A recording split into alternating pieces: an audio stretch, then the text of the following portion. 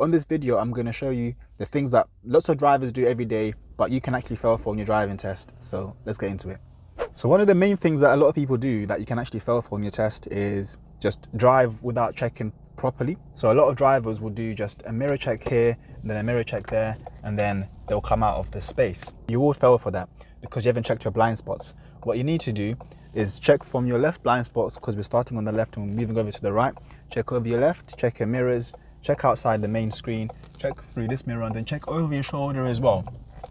And then only when it's clear, then you move. You want to make sure you're checking your shoulder just before you move.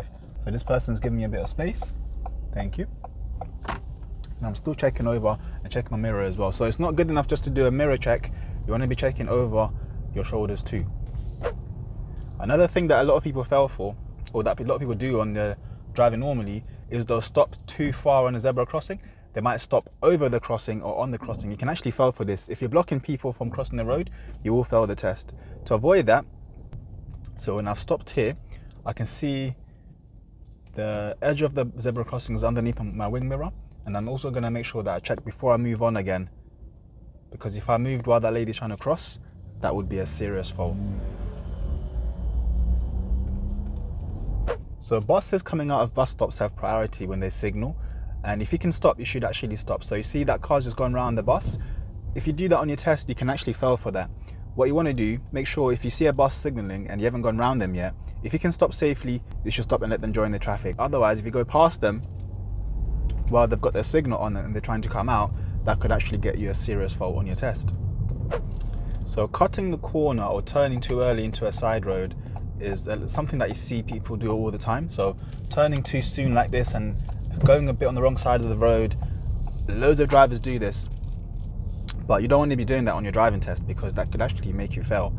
An easy way to get over that is make sure before you turn, your wing mirror is lined up with the center line of the new road that you're turning into. That way when you turn, you're not going to be turning too early and you're not going to be turning too late. You're going to be turning just in time, so you stay on your side of the road without interfering with anybody else coming out of that side road. Also, loads of people don't signal properly at roundabouts, especially if you're turning right. Like, we've got this mini roundabout here, I want to turn right. If you don't signal here on your test, it's going to be very dangerous and you will most likely fail for this, because you need to let people know where you're going. When you signal right like this, anybody coming from there that's not turning their right as well will have to give us way. But if you've got no signal on, they will have no way of knowing that you're turning right, and then they might just come out in front of you. So learn how to signal properly at roundabouts, because if you don't do it on your test, you will fail your test for that. And also there's these temporary traffic lights. For some reason, a lot of learners don't think that they're real or that they're serious. Maybe because they've seen other people going past them as well, and when they're driving. But on your test, even when you're not on your test, you shouldn't be going past a temporary red light. You should still treat it like a normal light and wait and look for the red sign there and stop by the red sign. First of all, the examiner is not going to let you go past it, but if you're going too far beyond it, or if you're going past the red sign, there's a strong chance they're going to brake for you, and then that way you're going to fail the test because they would assume you didn't see the light or you're just ignoring it, and you'll fail the test for ignoring a red traffic light. Also, when you're stopping behind traffic, you don't want to stop so close. A lot of people stop really close behind the car in front of them, and if you do this consistently on your test, you could actually fail.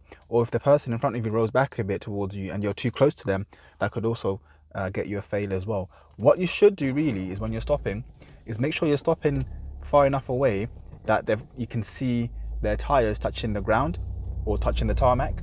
If you can see the tires touching the road, then you know you're not too close to them.